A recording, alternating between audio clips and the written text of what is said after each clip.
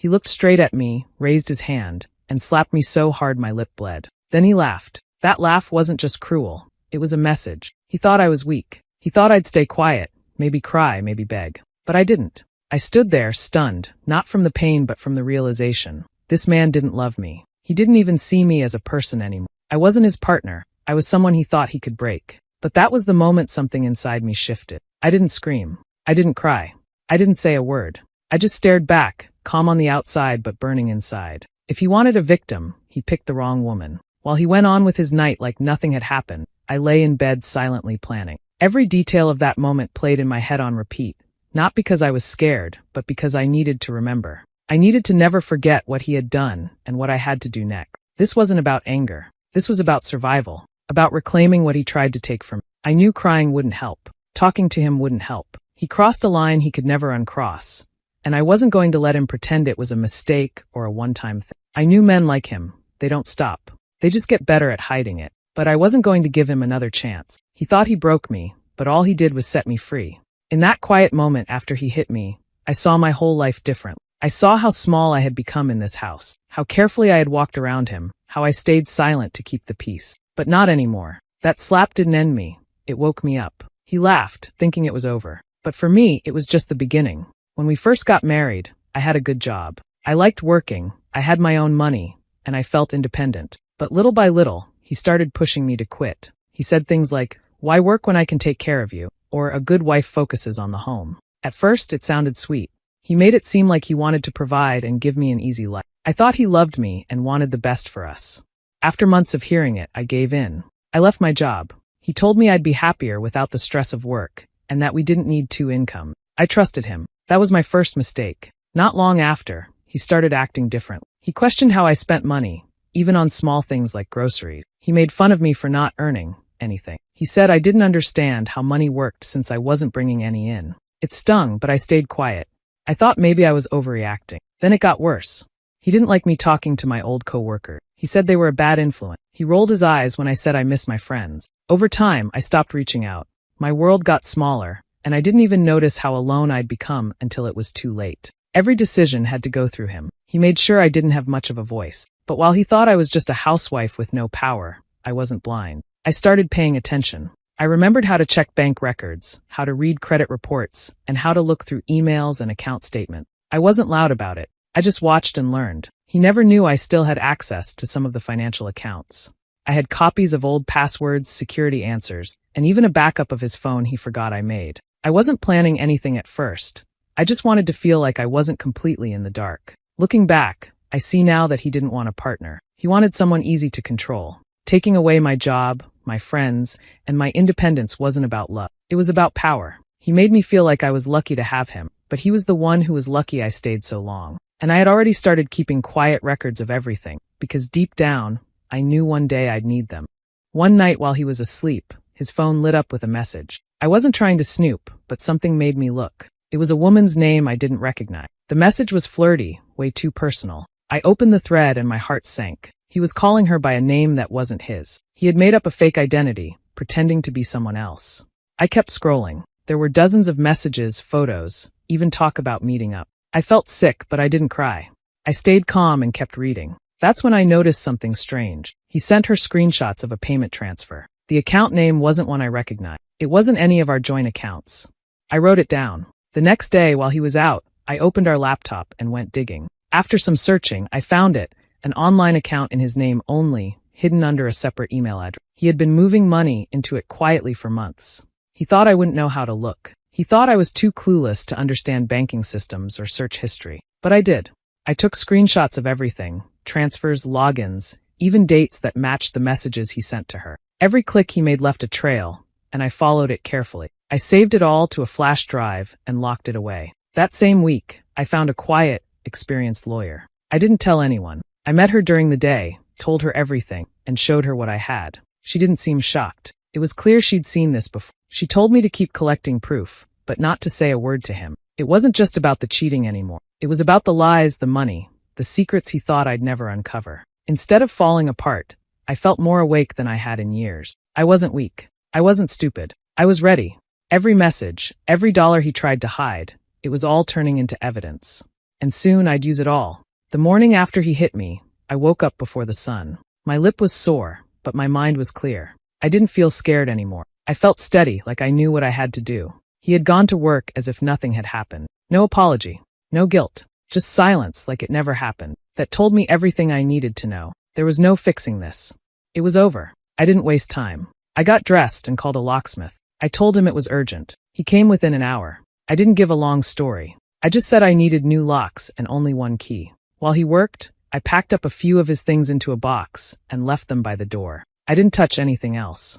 I didn't want him claiming damage or saying I took what wasn't mine. I was smart about every move. After the locks were changed, I called the landlord and explained what happened. I kept my voice calm. I told them I needed the keys changed and wanted it on record that he no longer lived here. They didn't ask too many questions, but they agreed. I also made sure to keep a copy of the receipt from the locksmith and the email from the landlord. I wanted everything documented. Then I checked the cameras. We had a doorbell cam he'd forgotten about. I made sure it was working. I wanted proof if he tried anything. I also sent the lawyer a message to let her know what I'd done. She said I was making the right move and reminded me to stay quiet. No warning, no goodbye. Just action. The rest of the day felt long. I kept looking at the clock, waiting for him to come home. My heart beat faster as the sun went down, but I wasn't afraid. I just didn't know what his reaction would be. Around 6, I heard his car pull up. Then his footsteps. Then the doorknob shaking. He tried to open it, but the new lock held tight. He knocked hard. Then louder. He started yelling my name. I didn't answer. I stood on the other side of the door, silent. He banged harder, confused, then angry. But this time, it was his turn to feel powerless. I had all the control now, and he didn't even know how much. He thought I would still be there, waiting like always. But I was done waiting. That house wasn't his anymore. It was mine. After I changed the locks, I sat down with my laptop and started the next part of my plan. I had everything ready, screenshots, account numbers, login details. I knew what I had to do, and I wasn't going to waste time. He had control for too long. Now it was my turn. First, I logged into our joint bank accounts. I moved my part of the money into a new account that only I could access. Then I froze the joint accounts completely. He wouldn't be able to use a single dollar from it. I also made sure to alert the bank to deny any transactions from his side without my written permission. Next, I blocked every card we had together. Credit cards, store cards, anything with both our names. I called and told them to freeze the accounts.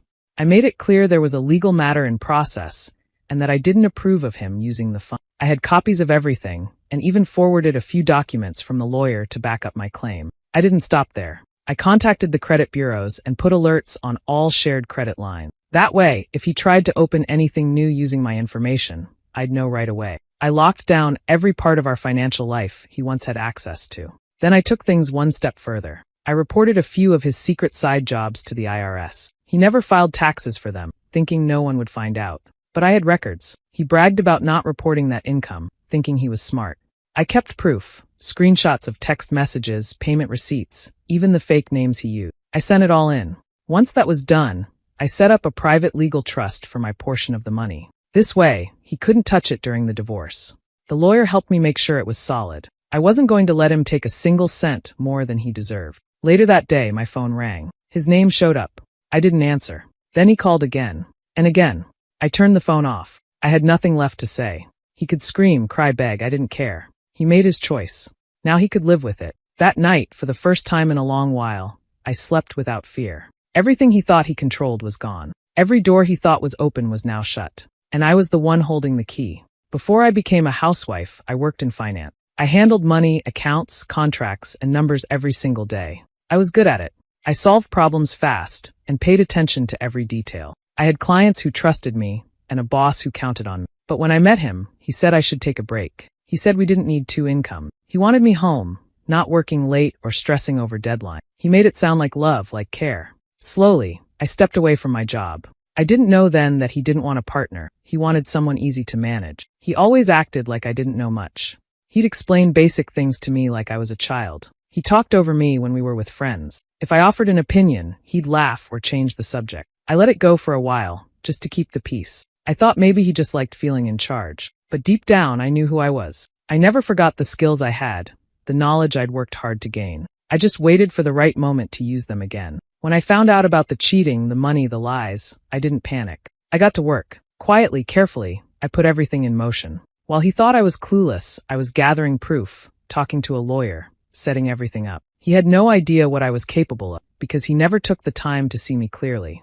That was his biggest mistake. As I locked him out of accounts, blocked his cards, and moved my share into safety, his world started falling apart. His side jobs dried up when the IRS got involved. His mistress disappeared after I sent her the truth. His friends stopped answering him. One by one, the things he used to feel powerful started to vanish. He was used to being the one in control. Now he was the one chasing answers and finding closed doors. For the first time in years, I felt like myself again. Not the quiet wife who smiled through the insults. Not the woman who stayed home and kept her head down. I was strong, smart, and prepared. Everything he tried to take from me, I took back. He thought I was soft. He thought I was simple. He never realized the woman beside him could undo him with facts, files, and a plan. And by the time he understood, it was far too late. After everything I found, I knew there was one last step I needed to take. It wasn't about getting even. It was about showing the truth. He had been talking to another woman for months, maybe longer. He used a fake name, fake stories, and made her believe they had a future together. I wondered if she even knew he was married. Maybe she was just another one of his victims, the way I had been. I didn't message her right away. I waited until everything else was done. Locks changed, accounts frozen, legal work in place. Then I opened the chat on his phone and took screenshots, messages, photos, the money he sent her, and all the fake things he told her. He had even said he was getting a divorce already, which wasn't true. He said I was crazy, jealous, and controlling. All lies. I found her profile easily. She seemed normal, not someone trying to steal anyone's husband. So I wrote her a short message. I didn't insult her. I didn't scream or blame. I simply told her the truth. I said, "You probably don't know me, but I'm the woman your boyfriend has been married to for the last 6 years. Here's what he hasn't told you." Then I sent the screenshots. At first, she didn't reply, but I saw she read the message. A few hours later, she wrote back. She said she had no idea he was married. She looked shocked, confused, even embarrassed. She thanked me for showing her. She said he told her I was out of the picture and that they were going to move in together soon. She had no clue she was being used. I didn't feel joy. I didn't feel anger either. I felt calm. It was like one more weight had been lifted. She needed to see who he really was. And maybe, just maybe, it would stop him from doing this to someone else. I told her I wasn't reaching out to fight.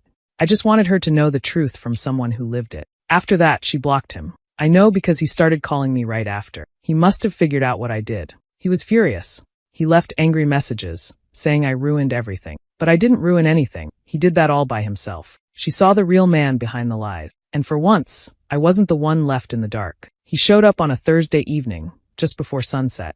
I heard his car pull into the driveway. My heart started to beat faster, but I didn't panic. I had already prepared for this moment. The locks were new. The documents were ready. My phone was charged. The camera above the door was working. I stood still and listened. He knocked at first, soft, like nothing had happened. I didn't respond. Then the knocking turned into banging. I heard his voice through the door. He was saying my name again and again, asking me to open the door, saying he just wanted to talk. I stayed quiet. He had lost the right to talk to me the moment he raised his hand. Then the mood changed. He started yelling. His voice got louder. I heard him kick the door. He was getting angry. He shouted about how this was still his house, that I couldn't just lock him out. He said I was being unfair, cruel, that I was ruining everything. I didn't say a word. I just reached for my phone and pressed record, even though the door camera was already doing its job. He kept shouting and kicking, then suddenly switched to crying. Loud, messy crying, like someone who couldn't believe they lost. He begged me to come out. He said he loved me. He said he needed me. He swore he didn't mean to hurt me. I didn't believe him. He meant every slap, every word, every threat. Now he was just scared because he had nothing left to control. I didn't open the door. I didn't answer. I didn't even move from my spot. I simply called the police. I told them my name, my address, and that my soon-to-be ex-husband was trying to force his way into the house. I let them know I had a restraining order already filed and that I had video evidence of what was happening right now. They said officers were on the way. He was still outside when the flashing lights arrived. I stayed inside while they talked to him. They asked him questions, and he raised his voice again. He pointed at the house. He kept saying my name like it would change something, but it didn't. I had everything backed up. The police knew I wasn't just reacting. I had a file. I had a copy of the restraining order request with dates, a written summary of the abuse, and the video files saved to both my phone and email. One of the officers knocked and asked to speak with me. I opened the door just a little, enough to pass the papers through. I didn't want to see him. I didn't want to hear any more of his fake apologies. The officer nodded and told me I did the right thing. Then they told him to leave the property and not come back. They warned him that next time, there would be no warning. Just charges. He finally walked away. I watched from the window as his car disappeared down the street. He wasn't crying anymore. He looked empty, like someone who realized the game was over. I closed the curtains and locked the door again. I didn't feel scared. I felt calm. For the first time in a long time, I knew he couldn't touch me anymore. After the police left, I sat down and backed up all the files again. I sent copies to my lawyer and saved everything in more than one place. I wasn't going to let one moment of fear undo all the work I had done. He had shown up thinking I would fold, that I would fall for his tears. But I didn't. He tried to scare me. He tried to act like he still had power. But all he did was prove I had made the right choice. The old me might have opened the door. The old me might have believed his tears. Not anymore. He lost control. I had it now, and I wasn't giving it back.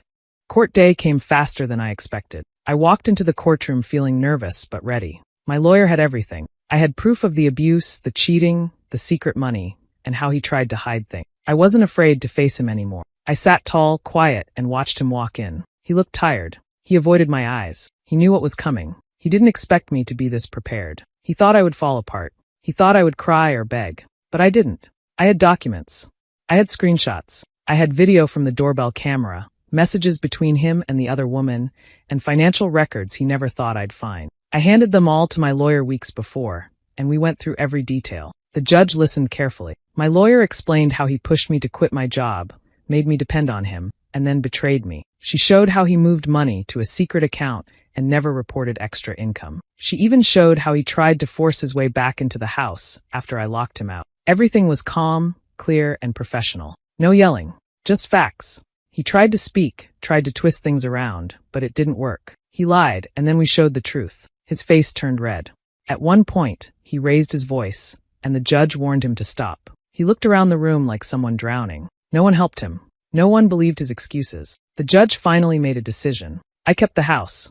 I got legal custody of everything that was rightfully mine. He was ordered to pay alimony. The judge even brought up the unreported income and said it would be sent to the proper authority. He was left with nothing but debt and shame. As we left the courtroom, he didn't say a word. He just looked at me like he didn't recognize who I was. And maybe he didn't. He never knew the real me. He only saw what he wanted, a quiet woman who stayed in line. But that version of me was gone. I had fought back, and I had won. Outside the courthouse, my lawyer smiled and said, "You did everything right." I felt something I hadn't felt in years, peace. It wasn't just about the house or the money. It was about getting my voice back. I had been silenced for so long, made to feel small. But in that courtroom, I stood tall. I was heard. I went back to my house, the house that was now mine alone. I walked through each room and felt the weight lift off my shoulders. It was no longer a place of fear. It was a place of freedom. I didn't have to look over my shoulder. I didn't have to walk on eggshells. I could breathe. The next day, I changed the paint in the bedroom. I threw out old things he left behind. I played music, opened the windows, and let the light in. It felt like a new beginning, because it was. I didn't care that he was angry or embarrassed. That was his burden, not mine. I had carried enough pain for both of us. Now it was his turn to deal with the mess he created. He tried to destroy me, but I came back stronger. He tried to hide his secrets, but I found every single one. He walked into court thinking he could still win, and he walked out with nothing. I didn't just survive him, I ended him. And I did it with truth, patience, and a plan. Now, I own the home he once ruled, and I'm building a life he will never be part of again. When I look back at everything I went through, I don't feel regret. Not for freezing the accounts. Not for changing the locks. Not even for taking him to court and watching him lose. I only regret not doing it sooner. I waited too long. I gave him too many chances. I let him talk me into staying when I should have walked away. I believed the lies. I thought things would get better. They didn't. For a long time, I stayed quiet. I didn't fight back. I kept my head down. I told myself this was just how life was. I thought love meant being patient, forgiving, and holding on. But now I know love shouldn't hurt. It shouldn't make you feel small. It shouldn't leave you walking on eggshells, afraid of the next outburst. He tried to turn me into someone I wasn't. He wanted control. He wanted silence. He got used to me saying nothing, doing what I was told, putting his needs first. I forgot how strong I was. I forgot I had a voice. But the night he hit me, something changed. It wasn't just the pain. It was the laugh. That cold, careless laugh after hurting me. That was the moment I woke up. I didn't want revenge. I wanted my life back. I wanted peace. I wanted safety. And I wasn't going to wait around hoping he would give it to me. I had to take it for myself. Step by step, I built a way out. It wasn't easy. I cried in secret. I was scared. But I kept going. Every screenshot, every file I saved, every phone call with my lawyer. It was a step toward freedom. Now I live without fear. I sleep through the night. I eat without a knot in my stomach. I make decisions without checking how he might react. I laugh again. Real laughter. Not the forced kind I used to use just to keep the peace. My home is quiet, but in a good way. There's no yelling, no walking on edge, no fake apologies. Just calm. People ask me if I miss him. The answer is no. I miss the version of me before I met him. The one who was confident, focused, and kind. But I've found her again. She's stronger now, smarter, and no longer easy to fool. I'm proud of that. I share this not because I want pity, but because I know there's someone else out there in the same place I was. Afraid, stuck, and unsure. I'm not going to say it's easy. It's not. But I will say this. You're not as powerless as you think. Silence doesn't mean weakness. Sometimes silence is the space where we start planning. Sometimes it's where survival begins. He thought he broke me. He thought I would crawl back. He thought I needed him. He was wrong on every count. I didn't just survive, I rose. I built something better. I found peace, not in hurting him, but in healing myself. And I'll protect that peace with everything I have. I don't need anyone's approval. I don't care if people think I was too harsh or too cold. They weren't the ones living in fear. They didn't have to rebuild everything from the ground up. I did. And I did it alone. So no, I don't regret a single step I took. I only wish I had known earlier that I was allowed to choose myself. That I didn't have to stay. That I didn't have to wait for him to change. I could have walked away the first time he raised his voice. I could have walked the first time he made me feel worthless. But I'm walking now. Head high, shoulders back, no apologies. He lost something good. I didn't lose anything worth keeping. This is my life now. And I'm not giving it up for anyone. Did she make the right move taking everything and leaving for good? Or should she have given him one last chance? Let me know in the comments. I'm really curious what you think. And if you like stories like this, don't forget to subscribe and hit the bell for more.